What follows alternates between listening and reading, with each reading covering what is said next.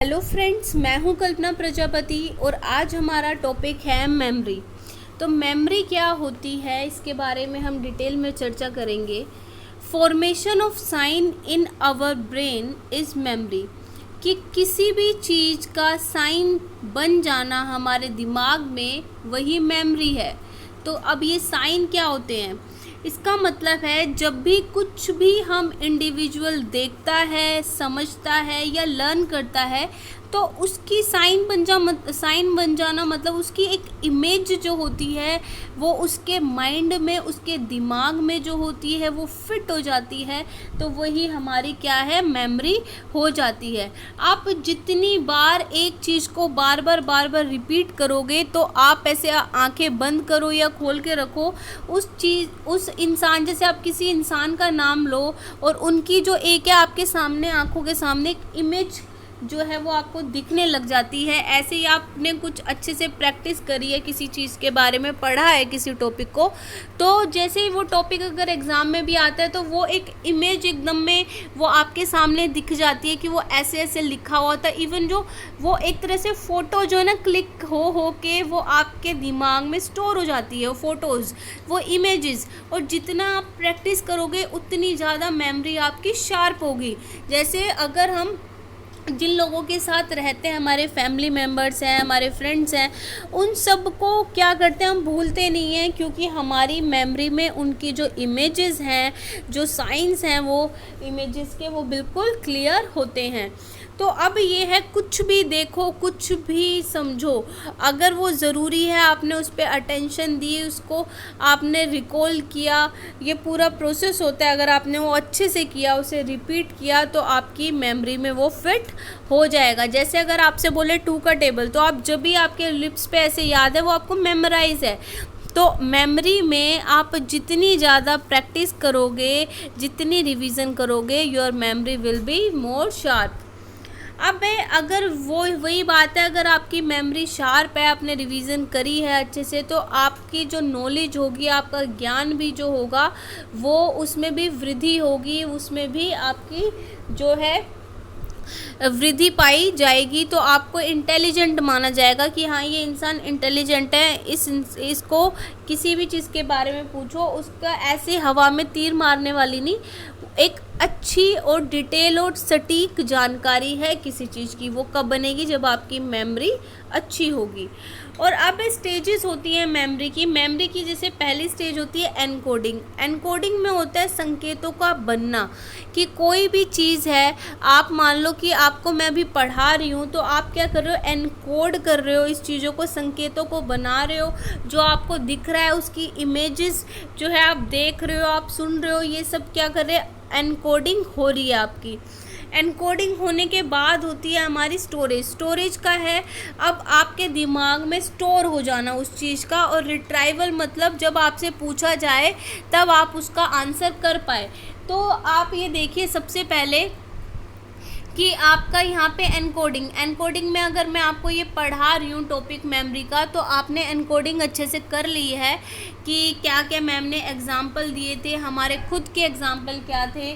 ठीक है, ये सारी चीज़ आप अच्छे से सुन रहे हो और ये वीडियो में अच्छे से देख रहे हो, चीज़ों को जो समझ रहे हो। तो ये सारी क्या हो रही है, एनकोडिंग हो रही है। कितनी क्लियरिटी के साथ, कितना अपना फोकस, पूरा 100% फोकस आप रखते हुए एनकोडिंग कर रहे हो। तो आपका फोकस होना बहुत ज़्यादा ज़रूरी होता है। अगर आपका फोकस पूरा 100% है किसी चीज़ पे, तो आपकी एनकोडिंग अच्छे से होगी किसी चीज़ को। कोई भी चीज़ हो सकती है, ये वीडियो नहीं, आप कुछ सीख रहे हो, कोई भी नई चीज़ सीख रहे हो, कुछ बना रहे हो, है जैसे कुकिंग करना सीख रहे हो, तो आप पूरा फोकस रखोगे कि ये डिश ऐसे बनाई जा रही है। फिर आपके दिमाग में वो क्या हो जाएगी, स्टोर हो जाएगी कि हाँ, मैंने वीडियो में ऐसे देखा था, ये डिश ऐसे बनी थी कि डोसे में ये मिलाया था। तो वो स्टोरेज आपके दिमाग में स्टोर हो जाएगी। और स्टोर के बाद जब आप वो डोसा बनाने लगोगे जिस दिन, तो उसका रिट्राइवल मतलब पुनरावृत्ति करना कि आपने स्टोरेज उसकी कैसे करी है, और फिर वो कैसे दिखेगी, वो रिट्राइवल में दिखेगी जब आपका वो टाइम आएगा उस मेमोरी का यूज़ करने का। जैसे अभी आपने क्या किया है, आपने एनकोडिंग करी, जो मैं पढ़ा रही हूँ वो पढ़ लिया अच्छे से। अभी इस टाइम पे आप एनकोडिंग कर रहे हो 100% फोकस्ड होके। एनकोडिंग के बाद स्टोरेज में आपने अपने दिमाग में रिवीजन करी है। आपके दिमाग में जितनी बार रिवीजन करोगे उतनी ज़्यादा स्टोरेज आपकी जो है वो अच्छी होगी। तो आपने ये टॉपिक बार बार जितने पढ़ाए गए उनकी रिवीजन अच्छे से करी। रिवीजन करने के बाद जब आप एग्ज़ाम देने बैठे तो एग्ज़ाम में आ गए क्वेश्चंस। अब क्वेश्चन जो है आपने कॉन्सेप्ट बेस्ड क्वेश्चंस आ गए। अब आप रिट्राइवल कैसे करोगे? आप कहोगे अच्छा ये मैंने पढ़ा हुआ है, ये कैसे मैम ने पढ़ाया था। आप चीज़ों को रिकॉल करना शुरू करोगे, उसकी पुनरावृत्ति करनी शुरू कर दोगे अपने दिमाग में। यतनी अगर आपकी स्टोरेज अच्छी हुई होगी और स्टोरेज के लिए अगर आपका क्या है एनकोडिंग अच्छी हुई होगी तो आप रिट्राइवल अच्छे से कर लोगे और आंसर को टिक कर दोगे। और आंसर जल्दी टिक कैसे करोगे? अगर आपने प्रैक्टिस अच्छे से अच्छे की होगी। तो ये है इसके हर चीज़ में एग्जाम्पल ऐसे ही होते हैं। जैसे आपको नाटकों की स्टोरी याद रह जाती है ना, कि कोई सीरियल देख रहे हो, देखा आपने या मूवी है, मूवी में आपने देखा ट्रेलर आपको पसंद आया, एनकोडिंग, अब मूवी देखने गए तो स्टोरी जो है आपके दिमाग में फिट हो गई। रिट्राइवल किसी ने पूछा भाई इसकी कबीर सिंह की स्टोरी क्या थी, तो आप बिल्कुल बता रहे हो उसे ऐसा हुआ, ये गाना था, ये ऐसा था। तो पूरी ये क्या है रिट्राइवल करना। अब कितने टाइप की मेमोरी होती है? मेमोरी में सेंसरी मेमोरी और short term memory.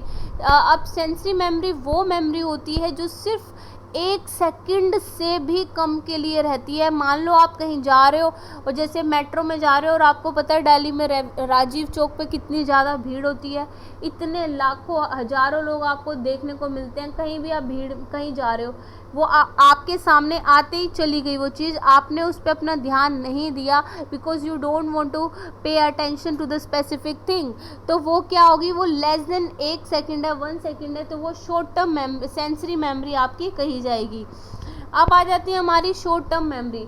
Short term memory वो मेमोरी होती है जो 30 सेकंड से कम तक के लिए रहती है। जैसे आपको जैसे फ़ोन नंबर है, अब फ़ोन नंबर देखा आपने, फ़ोन नंबर पूछा किसी से, फिर एकदम में लिखने लगे तो भूल गए कि क्या था। तो जो लेस देन 30 सेकंड्स होती हैं वो हमारी शॉर्ट टर्म मेमोरी होती है। ठीक है, जैसे टेबल है, अब आपको टेबल लर्न नहीं है और आपकी मान लो आपकी जैसे इस क्लास में होता था टेबल याद नहीं है और हमारी या कोई मैडम वर्ड मीनिंग सुन रही है, क्वेश्चन आंसर सुन रही है, हमें याद नहीं है। तो जैसे हमें ये लगता था कि अब हमारा नंबर आने वाला है तो हम जल्दी से उसे पढ़ते थे और जैसे मैडम पूछने लगती थी हाँ भाई इसका आंसर बताओ तो हम भूल जाते थे। वो क्या था? हमारा शॉर्ट टर्म मेमोरी थी। अब लॉन्ग टर्म मेमोरी क्या होती है? लॉन्ग टर्म मेमोरी जो होती है जो 30 सेकंड से ज़्यादा के लिए रहती है वो हमारी लॉन्ग टर्म मेमोरी है। अब लॉन्ग टर्म मेमोरी भी 2 टाइप की होती है, एक होती है डेक्लरेटिव और एक होती है प्रोसीजरल। प्रोसीजरल होती है हमारी जो किसी भी चीज़ को, बिहेवियर को करने का तरीका, मेथड क्या होगा, प्रोसीजर क्या होगा, जो ये बताती है वो हमारी प्रोसीजरल मेमोरी है। कि कैसे खाना बनाया जाता है, चाय कैसे बनाई जाती है वो तरीका आप सीख रहे हो, कैसे आइसक्रीम बनाई जाती है, कैसे स्विमिंग करी जाती है, कैसे गाना गाया जाता है, कैसे पढ़ाया जाता है, कैसे लिखा जाता है, हर चीज़ का एक प्रॉपर सीक्वेंस में, वे में आप सारी चीज़ें समझ रहे हो, तो वो है हमारा प्रोसेस, तो वो होती है हमारी प्रोसीजरल मेमोरी। अब दूसरी जो है डेक्लरेटिव मेमोरी जो होती है वो हमारी नॉलेज से, हमें ज्ञान कितना है, हमारे पास इंफॉर्मेशन कितनी है, हमारे पास इवेंट कोई हादसा, अपना फैक्चुअल नॉलेज कितनी है फैक्ट्स के बारे में, इस सब चीज़ों से रिलेटेड होती है डेक्लरेटिव।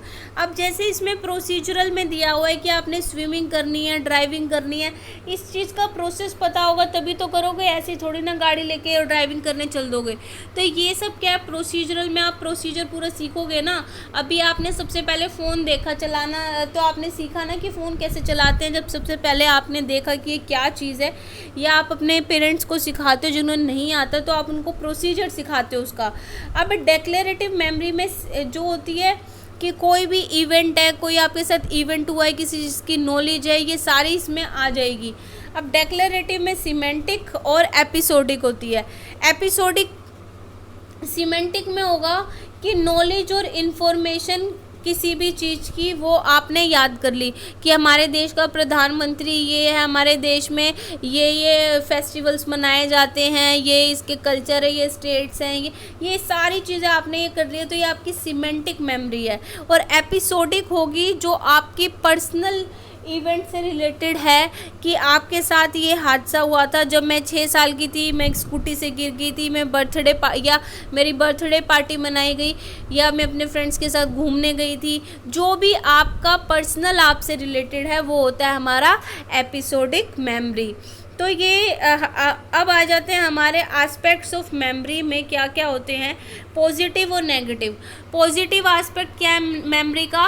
अगर पॉजिटिव वे में आपको कैसे याद रहेगा कि आप मान लो एग्ज़ाम देने जाते हो, ठीक है, कुछ बच्चे कहते हैं कि हमें याद नहीं है, तो याद क्यों नहीं रहता? क्योंकि आपने उसकी एनकोडिंग अच्छे से नहीं की थी। एनकोडिंग जब मैडम पढ़ा रही थी तो आप फ़ोन में लगे हुए थे, आप नोटिफिकेशन चेक कर रहे थे, बस आपको ब्लर कुछ याद है कि ऐसा कुछ कराया था लेकिन कॉन्सेप्ट नहीं पता। जब एनकोडिंग ही अच्छी नहीं की तो आपको स्टोरेज भी नहीं हुई, आप उसकी आपने प्रैक्टिस नहीं करी, अब स्टोरेज ही नहीं हुई, तो आप रिट्राइवल उसका कैसे करोगे? आप रिट्राइवल कर ही नहीं पाओगे। तो ये तो हो जाएगा नेगेटिव वे कि आप भूल गए।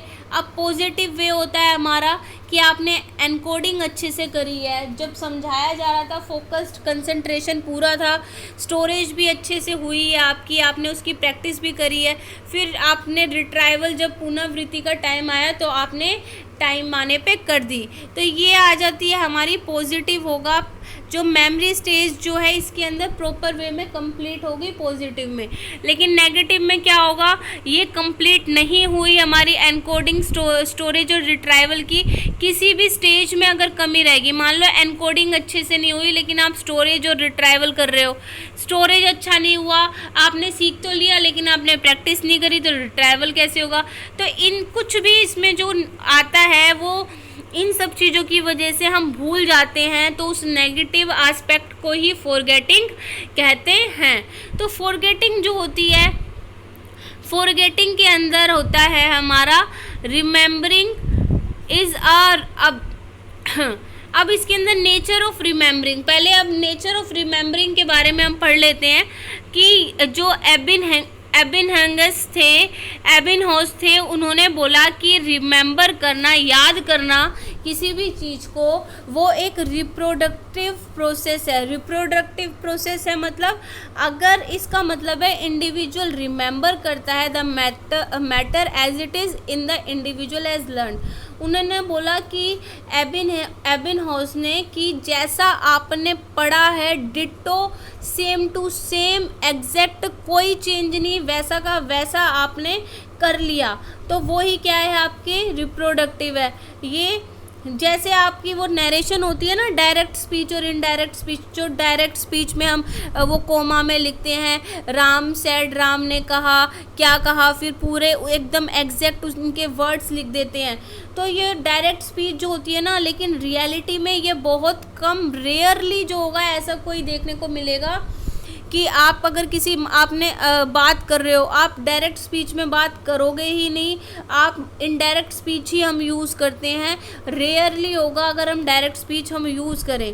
तो रिमेम्बरिंग, तो ये डायरेक्ट इसके बारे में बोला था ये एबिंगहॉस ने। अब है हमारा रिमेम्बरिंग एक कंस्ट्रक्टिव प्रोसेस है, इसके बारे में बार्टलेट ने कहा था। बार्टलेट ने बोला कि इंडिविजुअल जो है अपना कुछ एडिशन करता है और कोई चीज़ डिलीट करता है, ठीक है, तब वो चीज़ों को बताता है। तो ये होती है इनडायरेक्ट स्पीच। जैसे कि आप अपनी तरफ से जोड़ नहीं लेते कोई चीज़, कि आपकी फ्रेंड है, फ्रेंड ने बोला कि भाई मैं नहीं आऊँगी, मेरे बुखार हो रहा है, ठीक है, ये फ्रेंड ने बोला, और आपने क्या कहा कि भाई फ्रेंड जो है वो घूमने जा रही है। आपने ये अपनी तरफ से कुछ ऐड कर दिया कि उसकी छुट्टी का रीज़न अलग कर दिया। अब आप जो है, आपकी टीचर पूछ रही है तो आपने ये बात अपनी दूसरी फ्रेंड को बताई कि भाई वो नहीं आ रही, वो ना घूमने जा रही है, ठीक है। लेकिन तो फिर वो आपकी मैडम पूछती है कि भाई वो क्यों नहीं आई, तो आपकी जो वो फ्रेंड है जिसको आपने ये बात बताई है वो एक नई बात और लगा देती है उसके अंदर, मैडम वो तो ना शादी में गई हुई है, अब वो कई दिन नहीं आएगी, ठीक है। और नेक्स्ट डे अब यही बात हो जाती है कि भाई तुम तो शादी में गई थी, मान लो वो लड़की आ गई, तुम तो शादी में गई थी, और वो कहे कि मेरे तो बुखार हो रहा था, क्या झूठ क्यों बोलो, तुम तो शादी में गए थे। तो कंस्ट्रक्टिव प्रोसेस क्या होता है, जैसे कि रियलिटी में कुछ हुआ होता है और जो है उसके अंदर लोग अपनी अपनी कुछ बातें जोड़ के उसको बढ़ा चढ़ा के बता देते हैं, तो वही क्या है, कंस्ट्रक्टिव बन जाता है, और रियलिटी में होता ही है।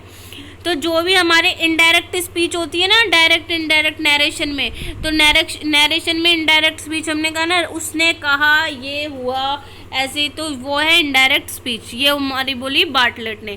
अब हम नेक्स्ट क्लास में फॉरगेटिंग के बारे में पढ़ेंगे, तो मिलते हैं आपसे नेक्स्ट वीडियो में। टिल देन वीडियो को शेयर कीजिए, चैनल को सब्सक्राइब कीजिए और लाइक करना ना भूलें। Till then good bye.